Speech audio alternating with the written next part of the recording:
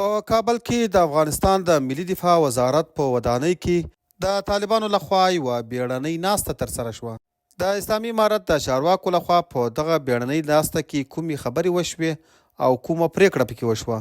د بشپړ راپور لپاره په ویډیو کې تر پایه راسره پاتې شئ او که تر اوسه مو زموږ چینل نه وي سبسکرایب کړی نو مهرباني وکړئ پښتون ټایم یوټیوب چینل همدا اوس سبسکرایب کړئ. په ملي دفاع وزارت کې د اسلامي امارت چارواکو د راتلونکي کال لپاره د امنیتي پلان جوړولو لپاره ناسته وکړه.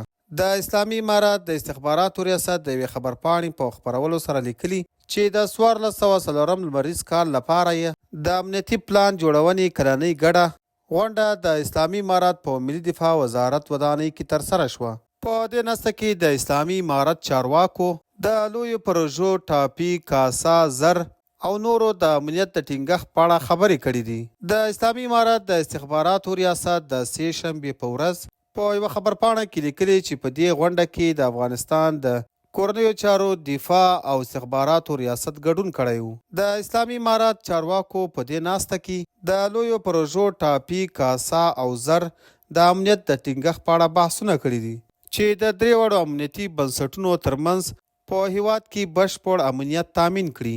په دې خبرپاڼه کې راغلی چې د اسلامي امارت لوی درستریز په دې غونډه کې ویلي د هیواد د امنیت آرامتیا لپاره موخه او پلان جوړولې او د راتلونکي لپاره تجزیه او تحلیل ته اړتیا لرو.